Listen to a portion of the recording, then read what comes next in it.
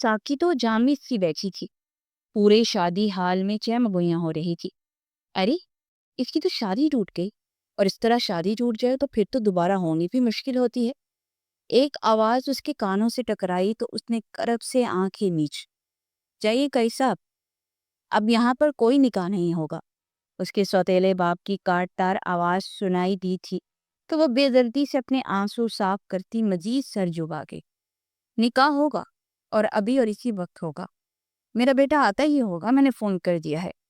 एक मेहरबान सी आवाज सुनाई दी तो उसने सर उठा कर देखा तो एक डैशिंग सा शख्स उसके सामने खड़ा था। तुम्हारे भाभा के रिश्तेदार हैं और बचपन में तुम इनसे बस मिली हो, इसके बाद कभी नहीं मिली। और आज ये तुम्हारी शादी में ही आए थे, तुम्हारे दुधिहाल की तरफ से।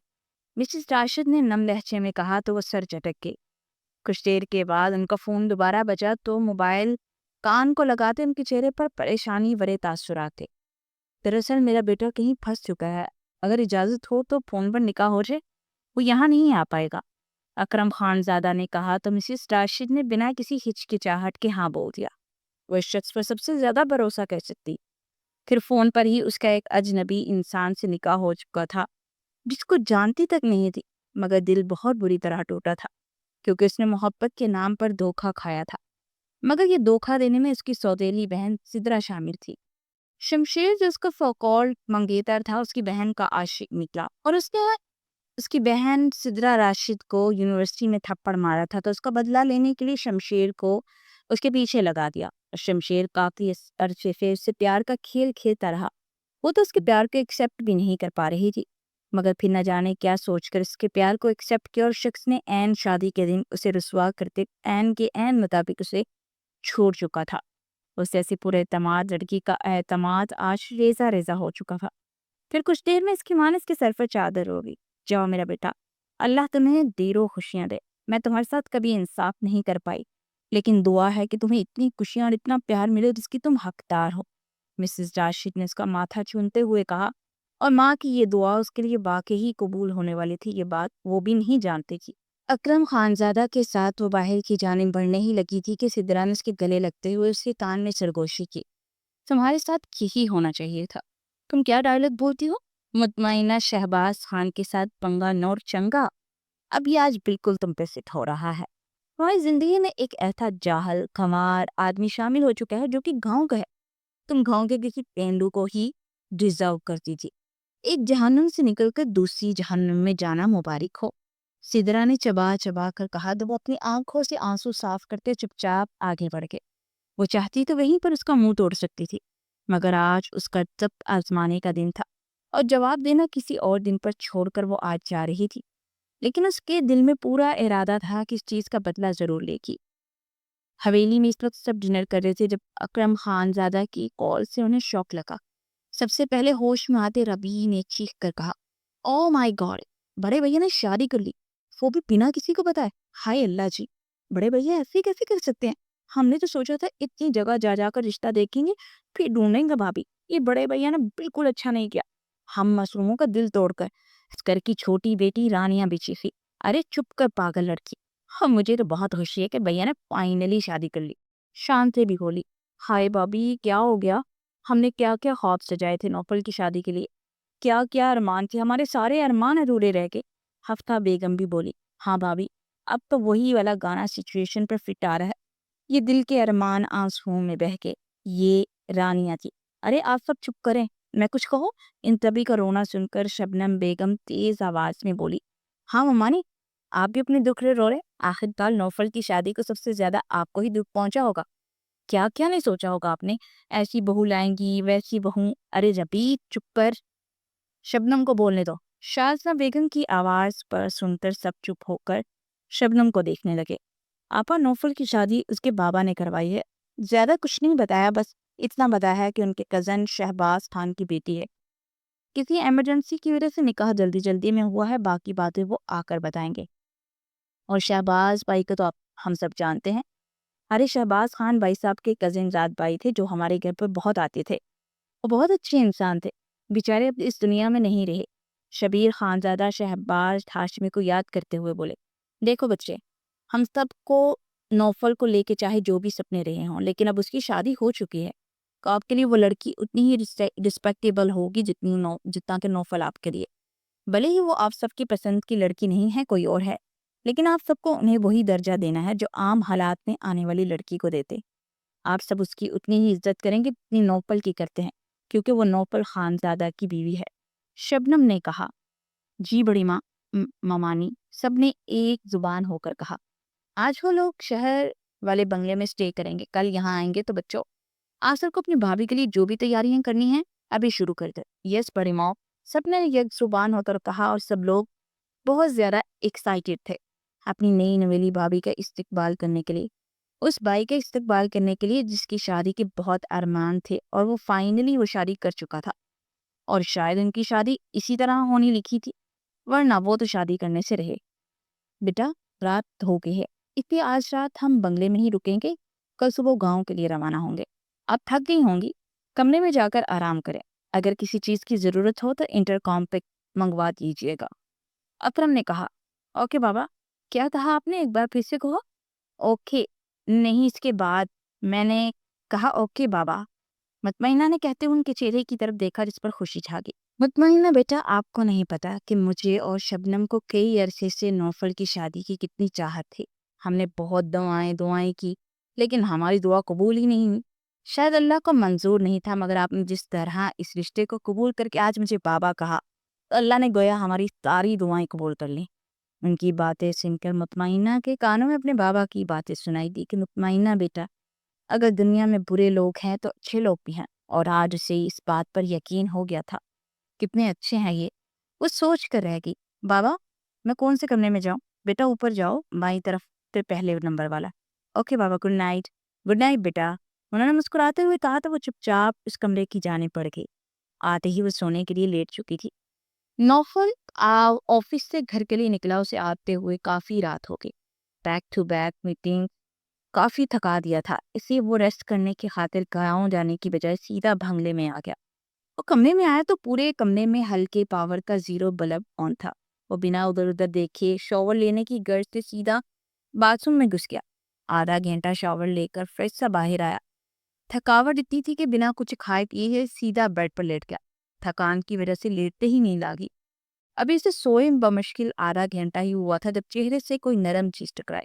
وہ نیند میں کروٹ بدلتا سو گیا، لیکن پھر کچھ دیر کے بعد اسے اپنی گردن پر کسی کی گرم سانسیں محسوس ہوئی تو وہ ایک جھٹکے سے اٹھ کر بیٹھا اور ہاتھ بڑھا کر ٹیبل لیمپ آن کیا اور اپنے بیڈ پر کسی صنف نازک کا وجود دیکھ کر اسے حیرت کا جھٹکا لگا. واٹ ہے یو؟ کون ہو تم؟ اور میرے روم میں کیا کر رہی ہو؟ وہ دور سے کمبل کھینچتا زور سے دھارا تو مطمئنہ شہباز کی پٹ سے آنکھیں کھل گئی. وہ ایک جھٹکے سے اٹھ کر بیٹھی. اچانک اٹھنے سے اس کے ریشمی شہد رنگ سلکی بال ادھر ادھر پھیل گئے اور اسے دیکھتے ہی نوفل کی آنکھیں بے یقینی سے پھیل چکی تھی. ہاں، بلا شبہ وہ وہی تھی، وہ آفت جو کئی دنوں سے اس سے ٹکرا کر اس کا جینا حرام کر چکی تھی، جس سے نہ ملنے کی وہ دعائیں کر رہا تھا. وہ آج اس کے سامنے اس کے بیڈ پر استراحت فرما رہی تھی، مگر کس حق سے؟ وہ اسے دیکھ کر سوچے جا رہا تھا. ساتھ ہی اس کا ذہن آج سے کچھ دن پہلے میں الجھتا چلا گیا. کچھ دن پہلے بلیک چمچماتی گاڑی نیلے شیشوں والی بڑی سی عمارت کی پارکنگ میں آ کر رکی. گارڈ نے بھاگ کر اس کی گاڑی کا دروازہ کھولا اور بلیک کوٹ کے بٹن تک کرتا باہر نکلا. آس پاس سے گزرتے لوگوں نے اس دیوتاؤں جیسے حسن کے مالک انسان کو رشک سے دیکھا جو بے نیازی سے چلتا ہوا کان میں بلوٹوتھ لگائے کسی سے بات کرتا ہوا چلتا آ رہا تھا. پیچھے دانش بھی تیز تیز چل رہا تھا. اس کا سیکنڈ ہینڈ اور دوست تھا. جہاں نوفل وہیں نوبل کا سیکنڈ ہینڈ بھی پایا جاتا تھا. میٹنگ فائنل کرو، میں 3 بجے تک پہنچ جاؤں گا. وہ بات کرتا سیڑھی پر چڑھا ہی تھا جب تیزی سے سیڑھیوں سے اترتی لڑکی سے زور سے ٹکرایا. لڑکی نے خود کو بچانے کے لیے سامنے موجود اس وجیہہ مرد کے مضبوط بازوؤں کو تھام کر خود کو گرنے سے بچانے کی کوشش کی، لیکن سامنے کھڑے مغرور شہزادے نے اپنے بازوؤں کو اس کی گرفت سے چھڑوا کر کسی اچھوت کی طرح اسے اپنے آپ سے دور جھٹکا تھا، جس کی وجہ سے وہ اپنا توازن برقرار نہ رکھتے ہوئے سیدھا زمین بوس ہوئی تھی اور منہ سے ایک سسکاری نکلی. وہ بدک کر پیچھے ہٹتا غصے سے پھنکارا. آپ اندھی ہیں یا پھر لڑکوں سے ٹکرانے کا شوق ہے آپ کو؟ اس نے غصے سے اسے جھاڑا. او ہیلو مسٹر، اندھے ہوگے تم اور لڑکی سے ٹکرانے کا بہانہ ڈھونڈتے ہوگے تم. منہ سنبھال کر بات کرو، سمجھے؟ لجے اور خجالت سے سرخ چہرہ لیے دانت پیستی مطمئنہ شہباز اس کو کھڑی کھڑی تناتی ہوئی بولی، جس کے آگے بڑے بڑے کام جایا کرتے تھے۔ شکل دیکھی اپنی، تم سے ٹکرانے کے بہانے ڈھونڈے گا نوفل خان زیادہ ڈسکسٹنگ، وہ غصے سے کہتا ہوا سیڑھیوں سے اوپر آتا، گلاس فال دھکیلتا اندر کی جانب پڑ گیا۔ اس نے ایک نظر کے بعد اس لڑکی پر دوسری نظر ڈالنا بھی گوارا نہیں کیا تھا۔ پیچھے وہ ہونک سی اس کی پشت کو دیکھتی رہ گی۔ اس بے رحم انسان کے اس قدر فتق امیز لہجے اور الفاظ پر اس کی نیلی آنکھوں میں نمی سی چمکی تھی۔ بدتمیز جاہل انسان، خود کو تو جیسے پرنس چارمنگ ہے سمجھتا۔ اونہا بچو، تم نے مطمئنہ شہباز سے پنگا لیا ہے، قیمت چکانی پڑے گی، جسٹ ویٹ اینڈ واچ۔ وہ غصے سے بڑبڑاتی ہوئی زمین پر گرے اپنے بیگ اور بکھری چیزوں کو اٹھاتی باہر کی جانے پڑ گئی۔ وہ چلتی ہوئی پارکنگ میں آئی اور سیدھا گارڈ کے پاس گئی۔ انکل، یہ جو ابھی اندر گئے ہیں، کیا آپ بتا سکتے ہیں ان کی گاڑی کون سی ہے؟ دراصل وہ اپنی فائل اس گاڑی میں بھول گیا، انہوں نے مجھے لانے کے لیے بھیجا ہے۔ وہ چہرے پر حد درجے معصومیت سجائے گارڈ کو چابی کھاتے ہوئے بولی، جو دراصل اس کی اسکوٹی کی تھی۔ گارڈ بیچارہ اس کی معصومیت سے دھوکہ کھاتے جان سے نہ آ گیا۔ بیٹا، وہ جو فرسٹ لائن بلیک کلر کی گاڑی ہے وہی ہے۔ Thank you so much uncle. وہ آنکھوں میں شیطانی چمک لیے گارڈ کا شکریہ بولتی آگے بڑھ گئی۔ بیچارے گارڈ کے تو وہم و گمان میں بھی نہیں تھا کہ یہ لڑکی کیا کرنے جا رہی ہے۔ اس نے آس پاس نظریں گھمائی اور مطلوبہ چیز دیکھتے ہی اس کی آنکھوں کی چمک پڑ گئی۔ اس نے بیگ سے پین اور پیپر نکال کر اس پر کچھ لکھا اور اسے گاڑی کی ڈور پر چپکا دیا۔ پھر گھوم کر دروازے کی گاڑی کے سامنے آئی۔ پھر کیا تھا؟ مطمئنہ شہباز نے کیاریوں کے پاس پڑے ڈنڈے کو اٹھایا اور پورا زور لگا کر گاڑی کے فرنٹ کانچ پر ہٹ کیا تھا، جس سے چھناکے کی آواز کے ساتھ گلاس ٹوٹ کر چکنا چور ہو گیا۔ وَدّا!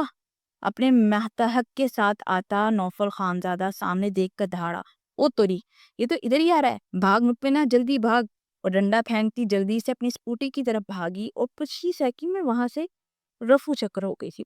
یہ تھی مطمئنہ شہباز، کھانچ فٹ سے نکلتا قد، گلابی رنگت، گول مٹول سا بھرا بھرا چہرہ، بری بری نیلی آنکھیں، پنک گلابی ہونٹ اور شہد رنگ سلکی بال جن کی وہ ہمیشہ پونی ٹیل بنا کر رکھتی تھی۔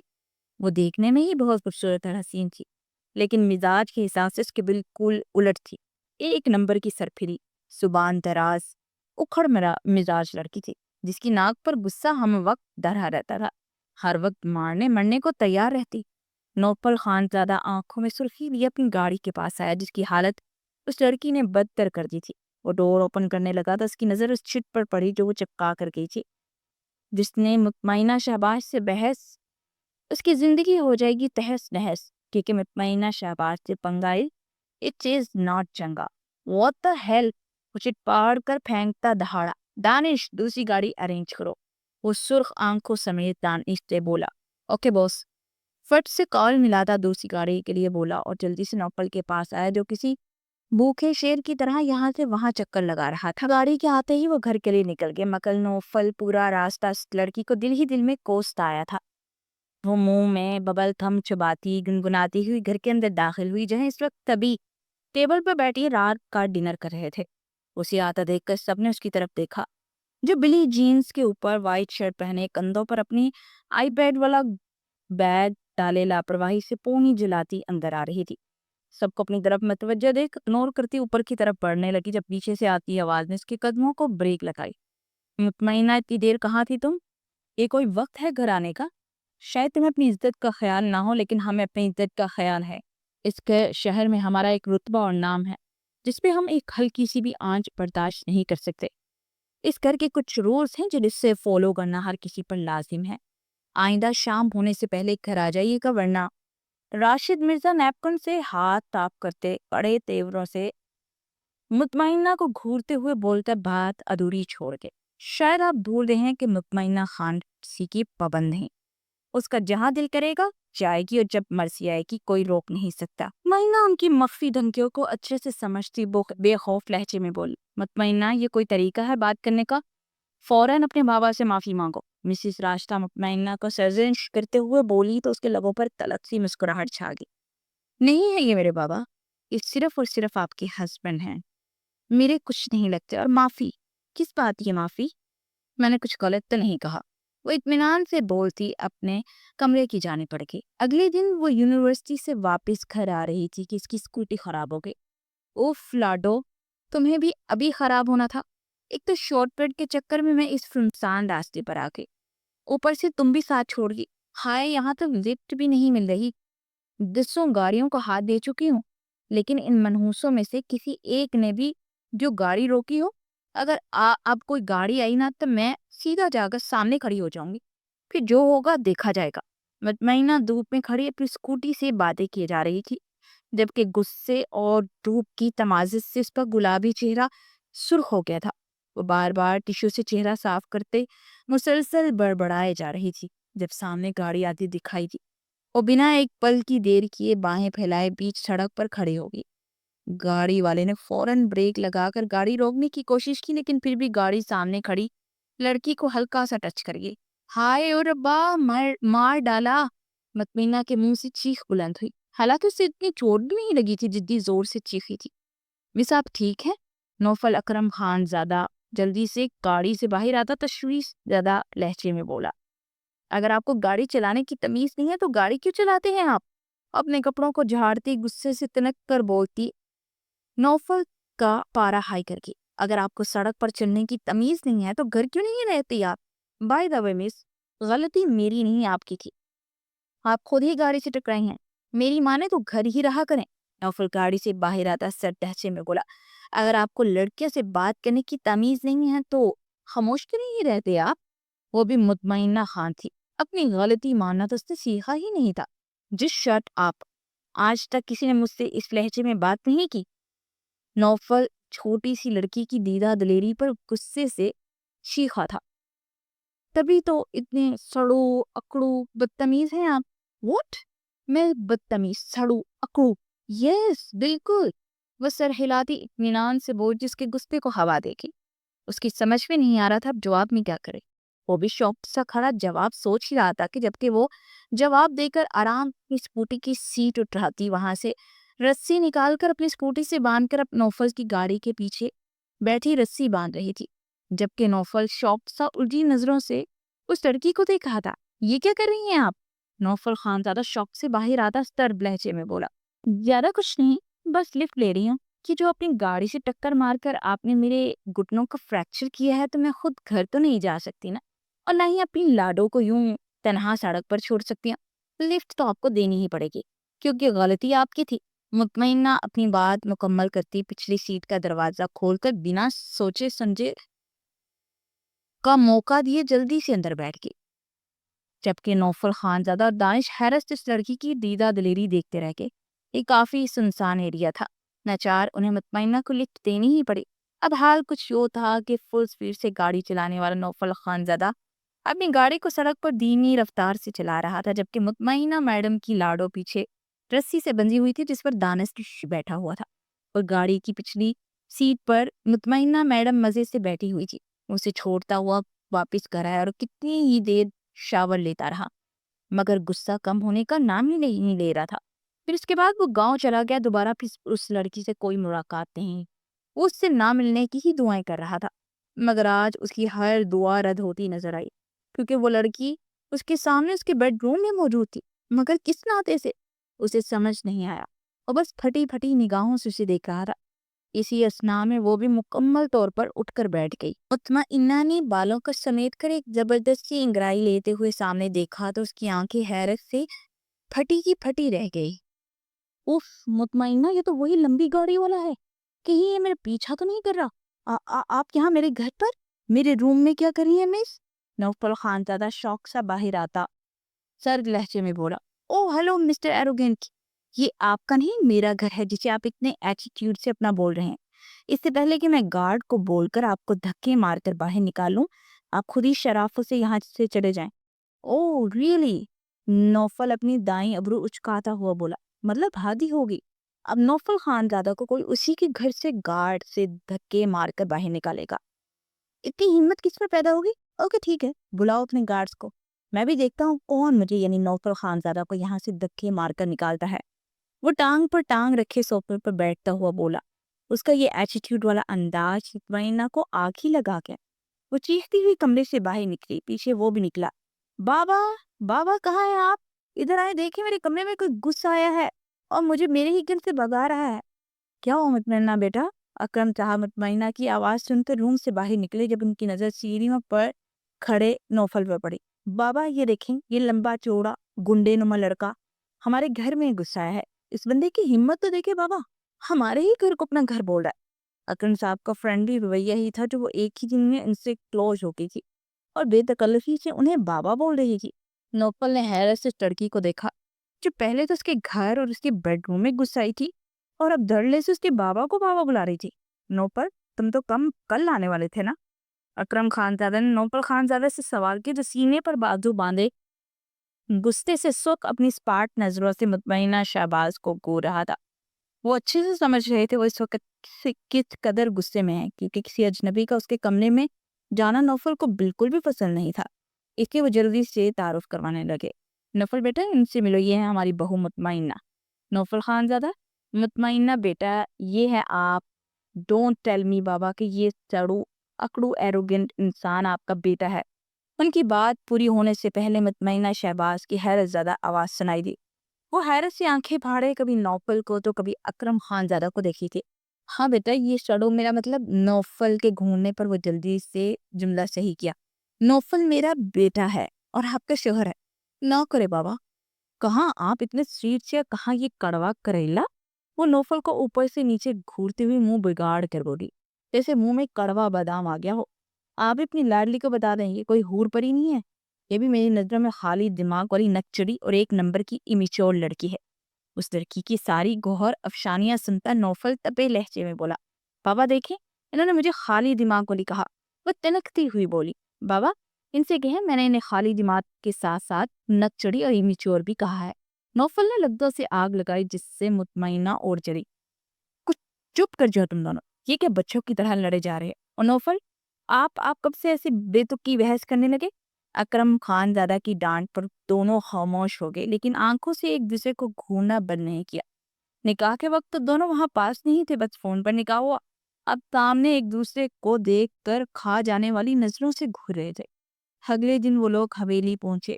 سب لوگ انہیں دیکھ کر بہت زیادہ خوش تھے۔ سب کو مطمئنہ بہت پسند آئی تھی۔ اکرم صاحب نے 2 دن کے بعد گھر میں ریسیپشن پارٹی رکھ کر سب کو اس رشتے کے بارے میں بتانے کا سوچ لیا تھا۔ آج خانزادہ حویلی میں کافی زیادہ دھوم دھڑکا تھا کیونکہ آج ولیمہ کی تقریب رکھی گئی تھی۔ مطمئنہ اسٹیج پر بیٹھی ادھر ادھر نگاہیں گھما رہی تھی۔ جب اس کی نظر سامنے سے آتی نمرا بیگم پر پڑی تو ایک پل کے لیے اسے یقین ہی نہیں آیا۔ اس نے آنکھیں مل کر دیکھا، لیکن یہ کوئی خواب نہیں تھا، وہ سچ میں آئی تھی۔ مطمئنہ کی آنکھوں میں نمی چمکی تھی، اسے اس نے پلکیں جھپک کر اندر ہی رہنے دیا۔ آج کے دن سے شدت سے اپنے ماں باپ کی کمی محسوس ہو رہی تھی۔ اسے لگا نہیں تھا کہ اس کی ماں اپنے شوہر کے خلاف جا کر یہاں آئیں گی، لیکن وہ آ گئی۔ ان کے اس قدم سے مطمئنہ کے دل کی ساری ناراضگی، ساری کدورت ایک پل میں زائل ہوگی۔ وہ دونوں ہاتھوں سے اپنے گاؤن کو اٹھائے تیزی سے اتری اور بھاگ کر اپنی ماں کے سینے سے جا لگی۔ اسے کوئی فرق نہیں پڑ رہا تھا کوئی اس کے بارے میں کیا سوچے گا کہ دلہن ہو کر ایسی حرکت کر رہی ہے۔ وہ اپنی ماں کے سینے سے لگی سالوں بعد ممتا کی خوشبو محسوس کر رہی تھی۔ نمرا بیگم بھی اپنی بیٹی کو سینے میں بھینچے اپنے دل کو ٹھنڈک پہنچا رہی تھی۔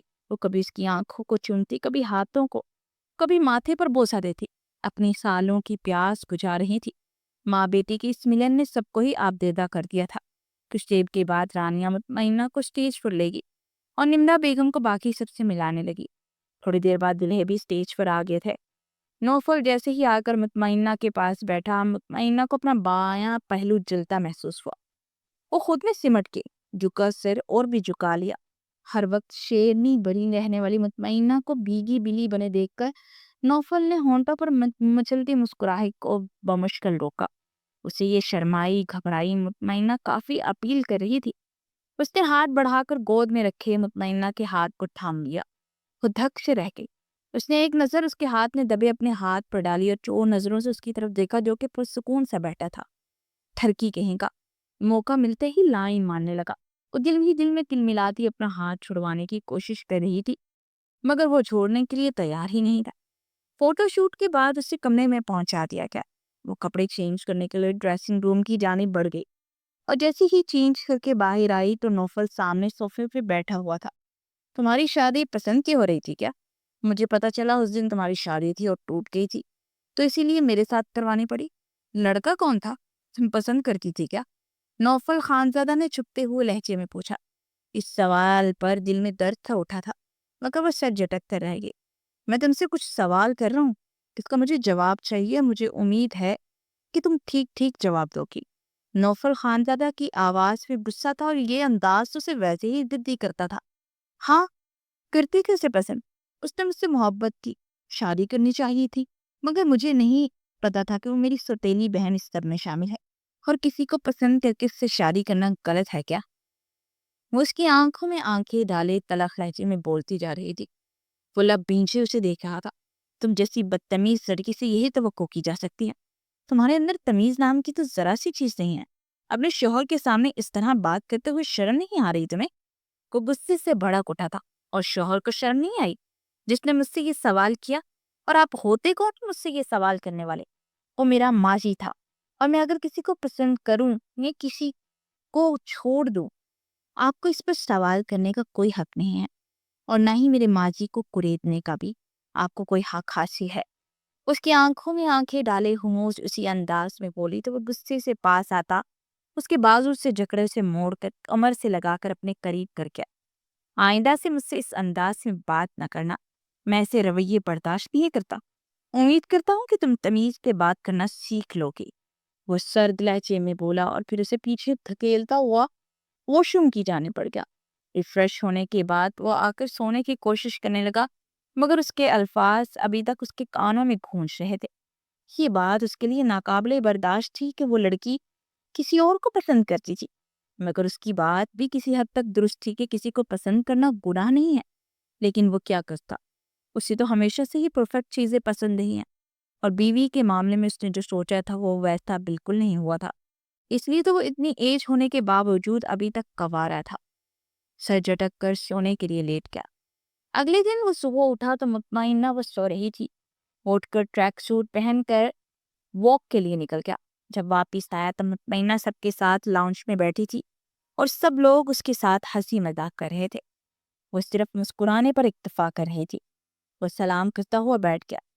کچھ دیر کے بعد ملازمہ اس کے لیے انرجی ڈرنک لائی تو پینے کے بعد اٹھا ہی تھا کہ اس کے بابا نے اسے آواز دے کر روکا۔ ارے بھئی، ہماری بیٹی کو بھی ساتھ جانا ہے، اس کی پڑھائی کا حرج ہوگا تو اسے ساتھ لے جائیے گا، اور میرے خیال میں وہیں شہر والے گھر میں آپ لوگ شفٹ ہو جائیے فی الحال، جب تک اس کے ایگزامز ختم نہیں ہو جاتے۔ اکرم صاحب نے کہا تو وہ دل ہی دل میں تل ملا اٹھا، مگر انکار کرنے کی کوئی گنجائش نہیں تھی۔ کچھ دیر کے بعد وہ تیاری کرنے کے لیے کمرے میں آئی۔ میں دل تو بالکل نہیں چاہ رہا تھا میں اپنے ساتھ لے کر جاؤں، لیکن میری مجبوری ہے۔ میری ایک بات یاد رکھنا، اپنی لمٹ کراس مت کرنا۔ ہمارے ہاں خانزادہ خاندان کی لڑکیاں بہت سمپل زندگی گزارتی ہیں، تو اچھا ہوگا کہ تم میری بہنوں سے تب کی کر ہی جاؤ، تمہیں کیا کرنا ہے اور کیا نہیں۔ تم اپنی بہت ساری حد پار کرتی ہو، تم سے چند ملاقات میں ہی پتہ چل چکا ہے، اور ہاں، کوئی لڑکا تم میں انوالو ہوا یا تم کسی میں ہوئی، میں تمہیں چھوڑوں گا نہیں، وہیں زندہ زمین میں گاڑ دوں گا۔ وہ مسلسل بولتا جا رہا تھا اور مطمئنہ کا چہرہ غصے سے سرخ ہوتا گیا۔ مجھے آپ سے کچھ بھی سیکھنے کی ضرورت نہیں ہے مسٹر خانزادہ، ضرورت آپ کو اپنی حد میں رہنے کی ہے۔ آپ ہوتے کون ہیں مجھ پر رعب جمانے والے؟ شوہر ہوں تمہارا، اتنا بھی نہیں یاد؟ کل ہمارا ولیمہ ہوا تھا، اس سے پہلے نکاح۔ اب تم نے مزید کسی قسم کی بدتمیزی کرنے کی کوشش کی نا تو میں تمہیں انگلی دکھاتے ہوئے بات ادھوری چھوڑ گیا۔ زندہ زمین میں گاڑ دیں گے؟ چلیے آپ مجھے گاڑ کر دکھا ہی دیجیے۔ وہ سینے پر بازو لپیٹتے اس کی آنکھوں میں آنکھیں ڈال کر بولی تو اس کی سہرانہ نیلی آنکھوں میں دیکھنا نوفل کے لیے دشوار ہو گیا۔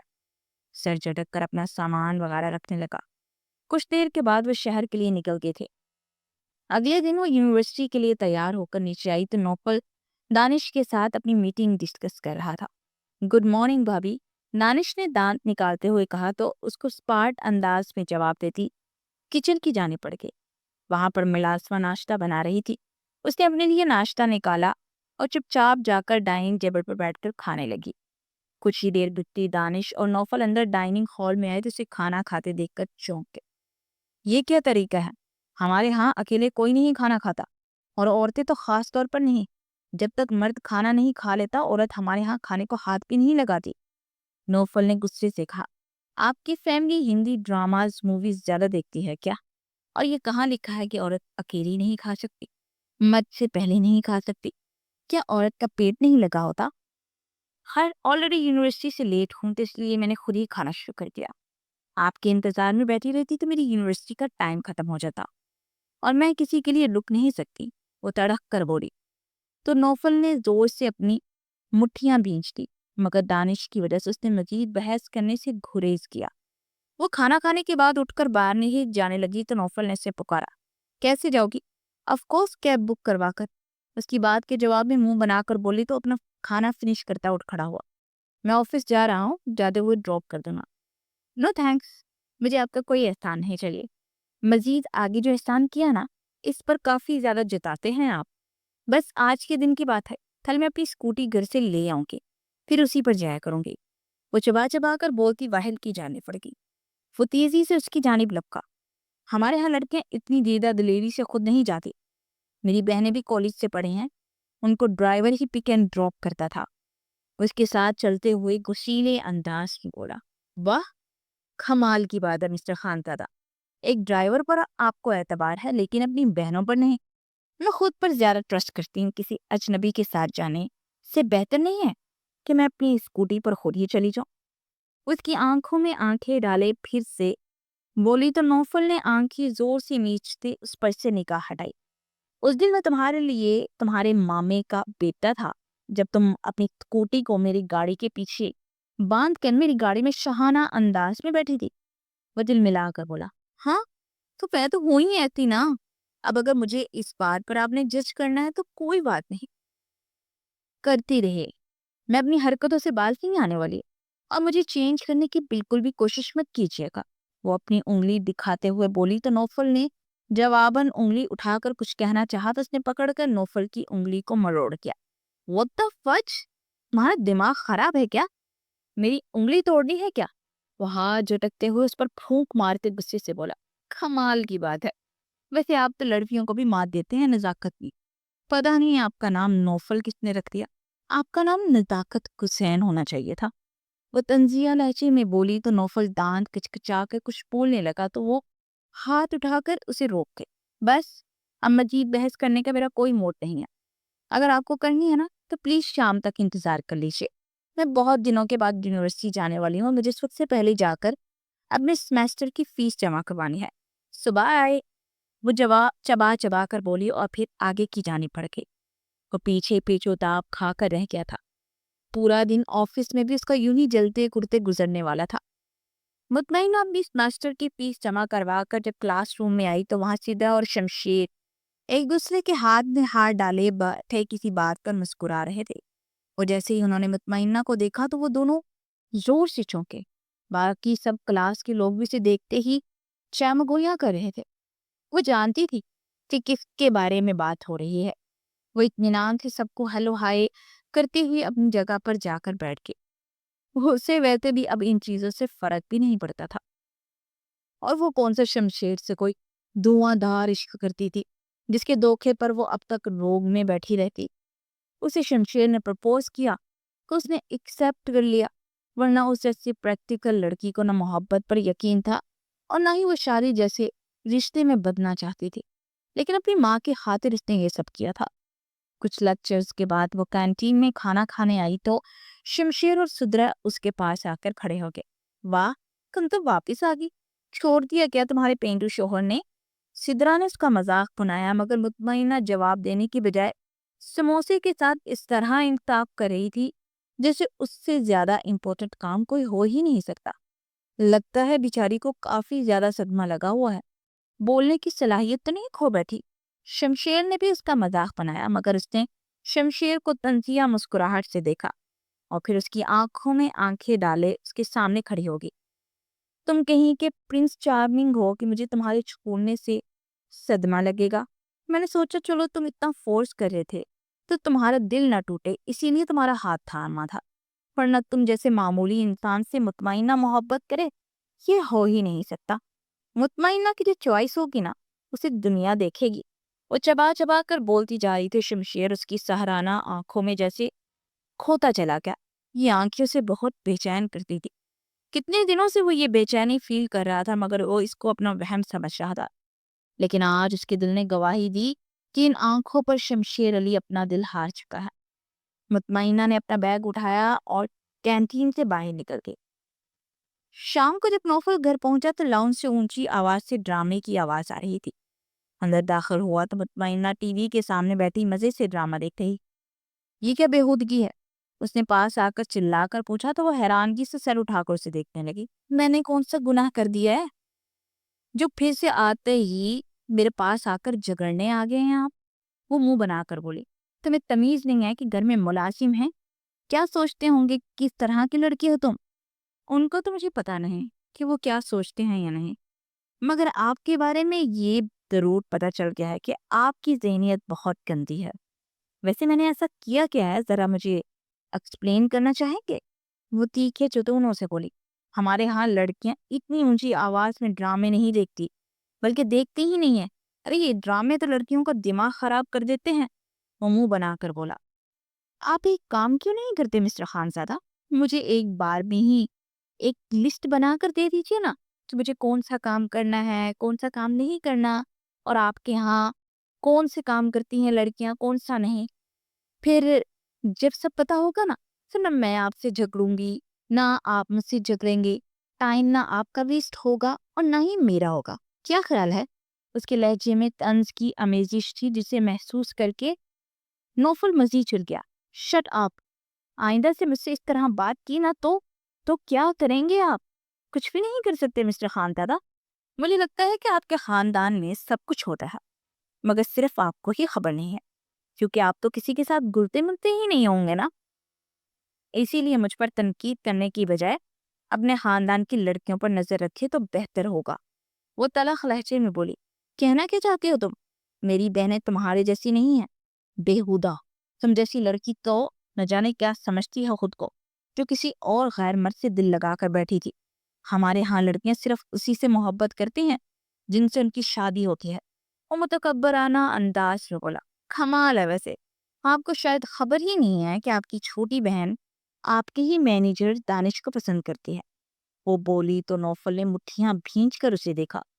وہ دل ہی دل میں حیران ہوا تھا اس کے اندازے پر، کیونکہ یہ بات وہ بھی جانتا تھا مگر انجان بنا ہوا تھا۔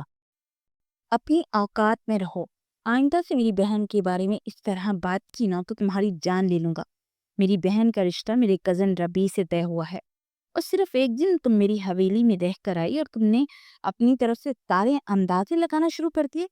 ہمارے ہاں لڑکیاں جس کے ساتھ باندھی جاتی ہیں نا، اسی کے ساتھ اپنے خواب بنتی ہیں۔ تم جیسی نہیں کہ جگہ جگہ لڑکوں سے الجھتی پھرے۔ تم نے تو مجھے بھی اپنی طرف مائل کرنے کی کوشش کی تھی، مگر افسوس میں نہیں ہوا۔ لیکن دیکھو قدرت نے کیسی بے انصافی میرے ساتھ کر دی کہ تمہیں ہی میرے پلے باندھ دیا، جس کی اوقات مجھ سے بننے کی نہیں تھی۔ اس کے لہجے میں زہر تھا جو محسوس کر کے مطمئنہ کا دل بھج گیا۔ اوقات کی بات آپ نہ ہی کریں مسٹر خانزادہ، اور رہی بات باندھنے کی، میں کوئی بھیڑ بکری نہیں ہوں جو آپ کے ساتھ باندھ دی گئی ہوں۔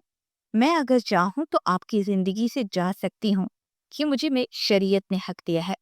اگر آئندہ سے مجھ سے اس طرح بات کی نا تو جھوٹوں سے ماروں گی۔ وہ بھی مطمئنہ تھی اور ادھار رکھنا تو جانتی ہی نہیں تھی۔ اس کی آخری بات پر نوفل خانزادہ کا چہرہ غصے سے سرخ ہو گیا۔ اس نے مٹھیاں بھینچ کر 2 قدم اس کی طرف بڑھائے۔ خبردار، میرے پاس آنے کی کوشش بھی کی تو خود اگر آپ کسی کی انسلٹ کر سکتے ہیں تو خود کی انسلٹ سہنے کی طاقت ہی رکھیے۔ مسلسل جب سے شادی ہوئی ہے مجھ پر طنز پہ طنز کیے جا رہے ہیں۔ میں کسی کا ادھار نہیں رکھتی مسٹر خانزادہ، تو اسی لیے آپ کی بات کا جواب آپ ہی کے انداز میں دیا۔ اور ہاں، اگر آپ کی بہن کسی کو پسند کرتی ہے نا تو اسے پورا حق ہے پسند کرنے کا، اور ضروری نہیں کہ جس کے ساتھ اسے آپ نے منسلک کیا ہے تو وہ اسی کو پسند کرے۔ پڑھے لکھے انسان ہیں آپ، مگر سوچ آپ کی اجڑ گنوار لوگوں جیسی ہے۔ اس کی آنکھوں میں آنکھیں ڈالے بولتی چلی گئی۔ نوفل اس کی جرت پر حیران تھا۔ وہ اس سے ایک پل کے لیے ڈرتی تک نہیں تھی، یہی چیز کی اسے چڑ تھی۔ ان کے ہاں تو عورتیں کبھی بھی مرد سے اختلاف تک نہیں کر سکتی تھی۔ مطمئنہ نے غصے سے ٹی وی بند کیا اور اٹھ کر اپنے کمرے کی جانب بڑھ گئی۔ کمرے میں آ کر وہ کتنی دیر کڑتی رہی، پھر وہ شہباز خان کی تصویر نکال کر اسے دیکھنے لگے گا۔ میں بہت ناراض ہوں آپ سے، کیوں چھوڑ کر گئے آپ مجھے؟ اگر چھوڑنا ہی تھا تو اس سے پہلے آپ نے اپنی بیٹی کو بے حس کیوں نہیں بنایا، جسے کسی کی باتوں سے کوئی فرق نہ پڑے؟ کیوں اسے بنایا ہمیشہ سچ بولنا ہے اور اپنے حق کے لیے آواز اٹھاتے رہنا ہے؟ کیوں آپ نے مجھے عام لڑکیوں کی طرح آپ نے بنایا جو کسی بیڑ بکری کی طرح مست گالی گلوچ کھا کر بھی چپ رہتی ہیں؟ کیوں ہوں میں ایسی بابا؟ اگر مجھے ایسے ہی بنانا تھا تو آپ کو مجھے چھوڑ کر نہیں جانا چاہیے تھا۔ آپ کو میرا حوصلہ دینا، جب سے آپ نے مجھے چھوڑا مجھے دنیا نے بہت ستایا ہے بابا۔ میرے سوتیلی بہن نے اپنے بوائے فرینڈ کے ساتھ مل کر مجھ سے دھوکا کیا، اور وہ شخص مجھ سے محبت کا اظہار کر کے میری زندگی میں آیا تو مجھے لگا شاید میری زندگی میں کچھ سکون آ جائے گا اس گھر سے جا کر، مگر مجھے نہیں پتا تھا کہ وہ تو مجھے برباد کرنے آیا تھا۔ کیا میں اس مرد کی طرف بڑھی تھی؟ اگر بڑھ بھی گئی تو اس سے کیا میرا کردار مشکوک ہوتا ہے؟ وہ روتے ہوئے بولتی جا رہی تھی، اور اس کے کمرے کے باہر نوفل جو دوبارہ اس سے الجھنے آیا تھا اس کی باتیں سن کر ساکت رہ گیا۔ پھر نوفل بوجھل دل کے ساتھ اپنے کمرے میں آ گیا۔ نوفل کمرے میں آ کر بھی کتنی دیر بوجھل دل کے ساتھ بیٹھا اسی کی باتوں پر غور کرتا رہا تھا۔ اگلے دن وہ صبح ڈائننگ ہال میں بیٹھی ناشتہ کر رہی تھی کہ نوفل اس کے پاس آیا۔ گڈ مارننگ، وہ بولا تو مطمئنہ کا منہ چلتا ایک دم رکا۔ اس نے ایک دم سے دائیں بائیں دیکھا۔ آپ نے مجھے گڈ مارننگ بولا یا پھر میرے کان بجے تھے؟ وہ آنکھیں پھاڑے حیرانگی سے بولی۔ تمہارے سیمسٹر کی فیس جمع ہو گئی؟ اس کی بات کا جواب دینے کی بجائے الٹا خود سوال کرتا اسے مزید حیران کر گیا۔ جی ہو گئی تھی، اس پر جھٹک کر جواب دیتی اپنے ناشتے کے ساتھ انصاف کرنے لگی۔ پھر ناشتہ ختم کرتے ہی وہ اٹھ کر کھڑی ہوئی تو نوفل بھی کھڑا ہو گیا۔ چلو میں تمہیں ڈراپ کر دیتا ہوں، وہ بولا۔ نو تھینکس، میں کیب بک کروا لوں گی، وہ منہ بنا کر بولی۔ شوہر کے ہوتے ہوئے بیوی کیب میں جائے اچھا لگتا ہے کیا؟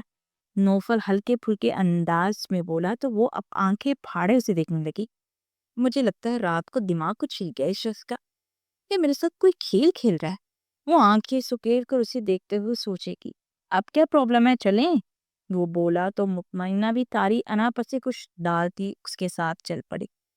راستے میں اس سے ہلکے پھلکے سوال کرتا رہا۔ پھر جیسے ہی یونیورسٹی کے سامنے پہنچے تو وہ گاڑی سے اترنے لگی تو نوفل نے اسے پکارا۔ یہ کچھ پیسے رکھ لو، کچھ کھا پی لینا۔ اس نے والیٹ سے 5,000 کے 2 نوٹ نکال کر اس کی طرف بڑھاتے ہوئے کہا تو مطمئنہ نے بے یقینی سے ایک نظر اس پر دیکھا، دوسری نظر ان پیسوں کو، پھر نو تھینکس بولتی باہر نکلنے لگی تو نوفل نے اس کے ہاتھ سے بیگ چھین کر اس کے پاکٹ میں وہ پیسے رکھ دیے۔ وہ چنچلا کر باہر نکل گئی۔ پورا دن اس کا یوں ہی گزرا تھا۔ پھر اسے معلوم ہوا کہ یونیورسٹی میں ایک ٹرسٹی تشریف لا رہے ہیں تو اسی لیے آج یونیورسٹی تو لیٹ جانا پڑے گا، کیونکہ ہال میں ان کا ایک لیکچر بھی ہوگا۔ سب لوگ بہت ایکسائٹڈ تھے۔ کوئی این کے نام کا بزنس مین تھا جس کو لڑکیاں ہنستے سے ذکر کر رہی تھی۔ اف، کمال کا بندہ ہے وہ شمشیر، اور میرے خیال میں تمہیں اس کی طرف بڑھنا چاہیے، ہمارے آگے بزنس میں بہت کام آئے گا۔ سدرا کی آواز کانوں سے ٹکرائی تو وہ طنزیہ انداز میں مسکرائی۔ لوگوں کا فائدہ کیسے اٹھاتے ہیں یہ دونوں تو تم بہت اچھی طرح سے جانتے ہو، وہ طنزیہ انداز میں بولی تو سدرا کو جیسے آگ ہی لگ گئی۔ تم اپنی حد میں رہو اور اپنے کام سے کام رکھا کرو، تمہاری اوقات نہیں ہے مجھ سے بات کرنے کی۔ ویسے این کے تمہارا کوئی رشتہ دار تو ہے نہیں کہ تمہیں اتنی تکلیف ہو رہی ہے، سدرا نے منہ بنا کر کہا تو وہ سر جھٹک کر رہ گئی۔ پھر کچھ دیر کے بعد سب لوگ ہال میں موجود تھے۔ جیسے ہی این کے اندر داخل ہوا تو سب لڑکیاں آہیں بڑھنے لگی، جبکہ مطمئنہ بیزاری سے بیٹھی اپنے موبائل پر لگی تھی۔ اس نے تو نگاہ اٹھا کر بھی نہیں دیکھا تھا۔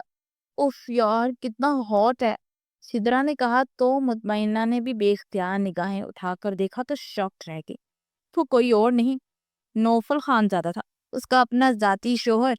وہ ایک دم سے سیدھی ہو کر بیٹھی اور ارد گرد دیکھنے لگی جہاں سب لڑکیاں اسی کی طرف متوجہ تھے۔ پھر اس کی سہرانہ آواز ہال میں گونجنے لگی۔ پہلی بار مطمئنہ کو محسوس ہوا کہ وہ شخص بولتا بہت پیارا ہے۔ اپنے دل کی دھڑکن پر قابو پاتے چپ چاپ بیٹھی تھی۔ سب اسٹوڈنٹس ایک ایک کر کے اس سے سوال کرنے لگے اور وہ بڑے مطمئن انداز میں انہیں جواب دے رہا تھا۔ پھر کچھ دیر کے بعد یہ فنکشن ختم ہو چکا تھا اور لڑکیاں اٹھ کر نوفل خان زادہ سے آٹوگراف لینے لگی اور ساتھ میں پکس بنا رہی تھی۔ وہ چپ چاپ اٹھ کر باہر چلے گی۔ وہ یونیورسٹی کے کوریڈور میں بیٹھی دھوپ کو دیکھ رہی تھی کہ سدرا کھلکھلاتی باہر آئی. تم اگر میری لائف میں نہ آئے ہوتے نا شمشیر، تو سچ میں یہ شخص میرا ہم سفر ہوتا.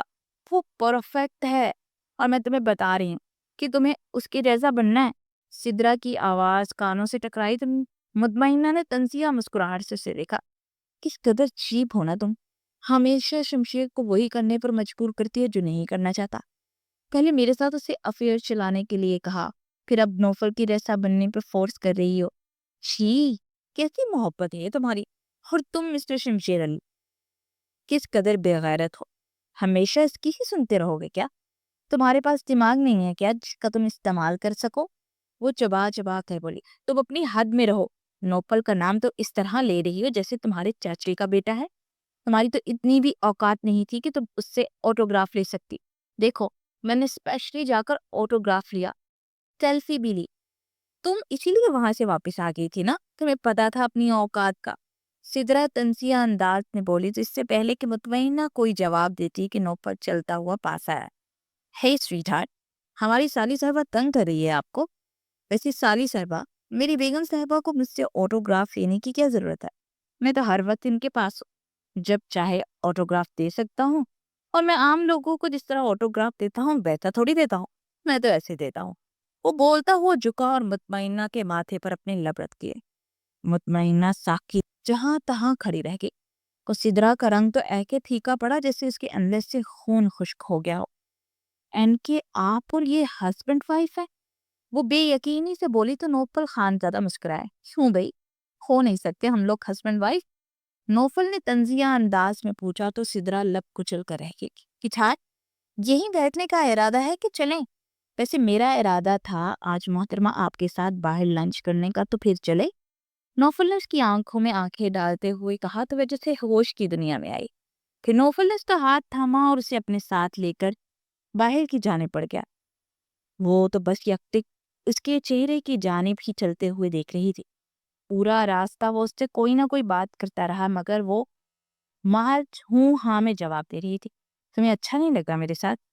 اچانک سے نوفل نے پوچھا تو وہ چونک کر اس کی جانب دیکھنے لگی. کیوں کر رہے ہیں آپ یہ سب؟ وہ سنجیدگی سے بولی. کیا کر رہا ہوں میں؟ ویسے کیا تمہیں یہ اچھا نہیں لگ رہا؟ اس نے الٹا پوچھا.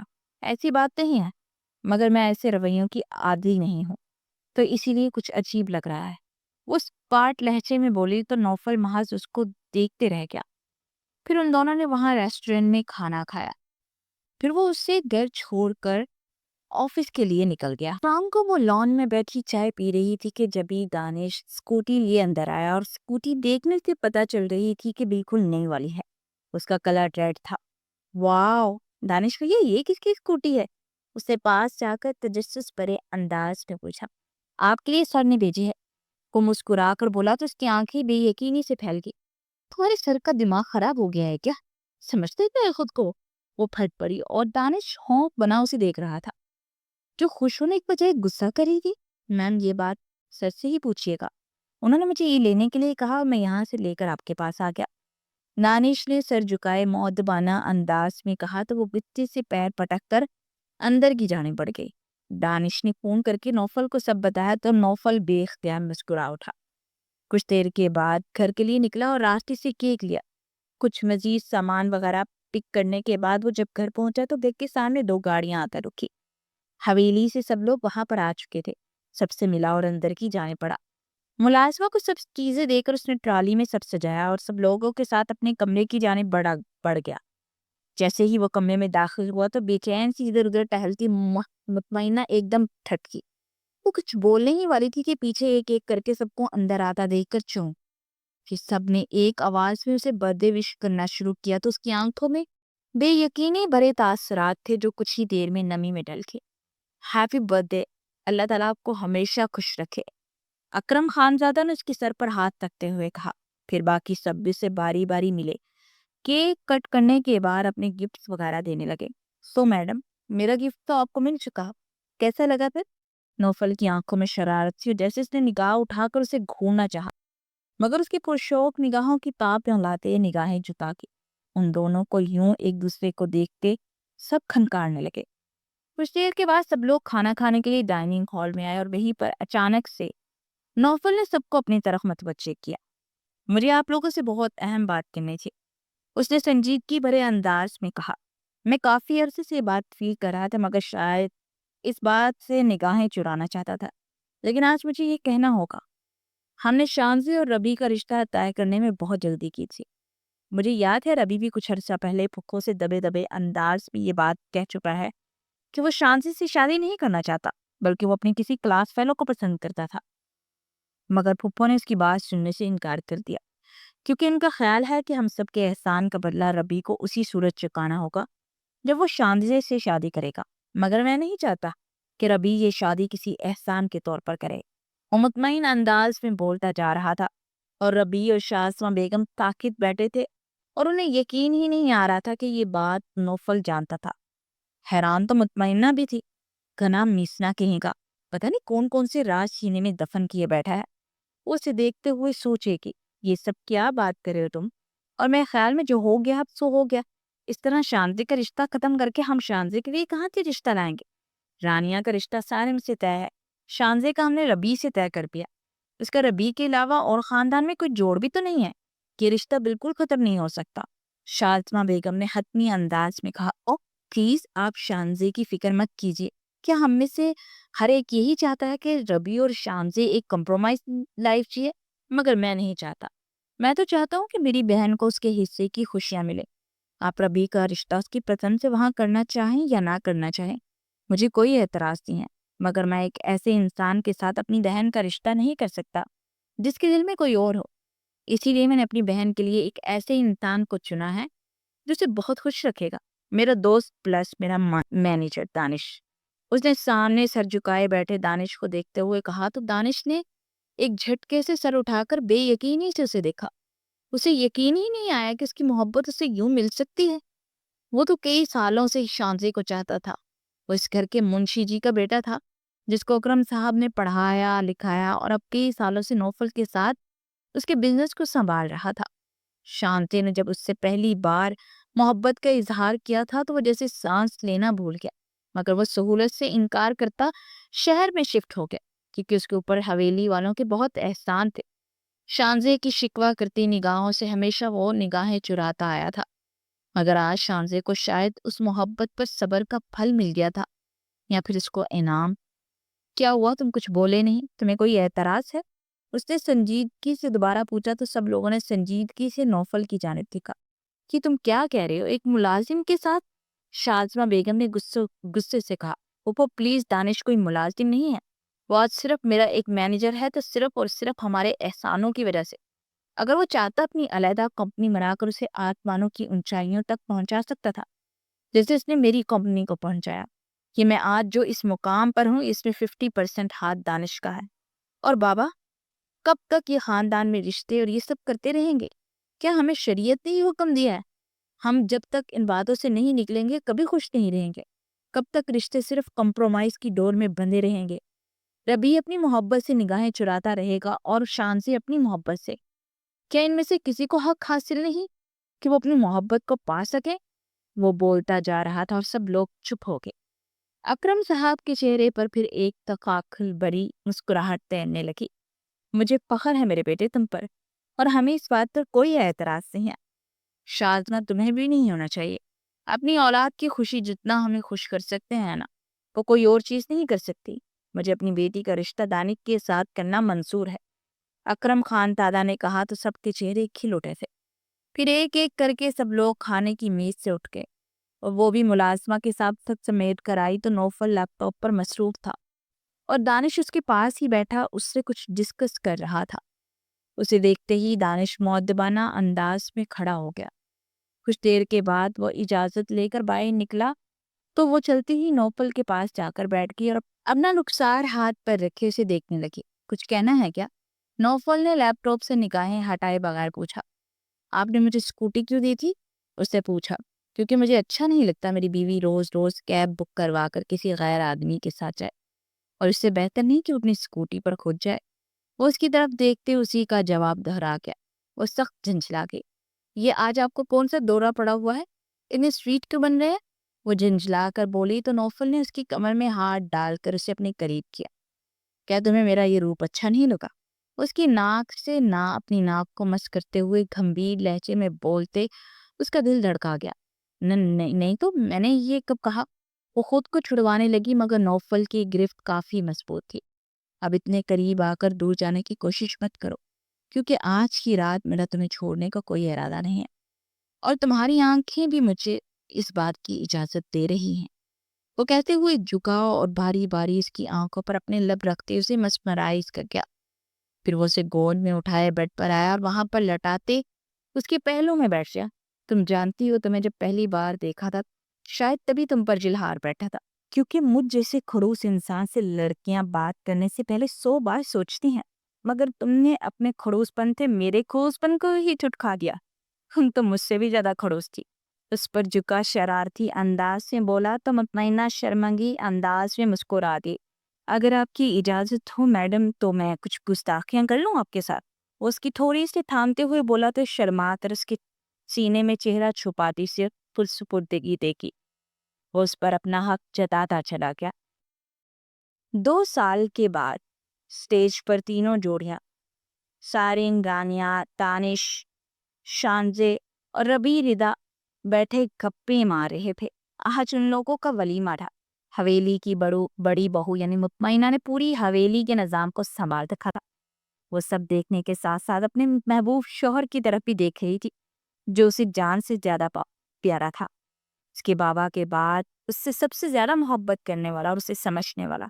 وہ اس وقت اپنے ننھے شہزادے کو گود میں لیے بیٹھا تھا، جو ان تینوں دلہوں کا اکلوتا شہبالہ تھا، اور مطمئنہ وہ ان 2 سالوں میں اتنا بدل چکی تھی کہ پہلے سے زیادہ نکھر کر اس پر ڈوب آ چکا تھا۔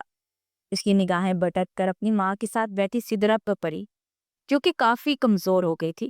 سدرا اور شمشیر کا رشتہ ہوا تھا، مگر کچھ عرصے کے بعد شمشیر نے یہ کہتے ہوئے رشتہ توڑ دیا تو اس گھر میں کبھی نہیں آ سکتا جس گھر میں اس کی محبت مطمئنہ ہے، اور وہ مطمئنہ کو دیکھ کر کڑ کر نہیں جی سکتا۔ کچھ عرصے کے بعد شمشیر علی نے اپنی کسی اور کلاس پیلس سے شادی کر لی، اور سدرا کا صدمے سے برا حال رہا۔ وہ اب کافی حد تک خود کو سنبھال چکی تھی، مگر اس کی آنکھوں میں ہر وقت ایک نمی سی رہتی تھی۔ اس نے کئی بار مطمئنہ سے معافی بھی مانگی اور مطمئنہ نے دل سے اسے معاف کر لیا تھا، مگر اس کی حالت دیکھ کر مطمئنہ کبھی بھی سکون محسوس نہیں ہوا، کیونکہ وہ کسی کی تکلیف پر سکون محسوس کرنے والی تھی ہی نہیں۔ وہ ہمیشہ دعا کرتی تھی کہ اس کی بہن کے لیے کوئی ایسا شخص آئے جو اسے سنبھال سکے، اور اسے یقین تھا کہ ایک وقت ایسا آئے گا جب سدرا خود تو سنبھال لے گی، جب اس سے بھی کوئی ایسا ہم سفر ملے گا جو نوفل جیسا ہو۔ اپنی آنکھوں کی نمی صاف کرتی سٹیج کی جانب بڑھ گئی، جہاں سے سب لوگ اسے اشارے سے بلا رہے تھے۔ وہاں کھڑی سب کے ساتھ فوٹو شوٹ کروانے لگی اور نوفل اسے محبت سے تھامے کھڑا تھا۔ ختم شعر۔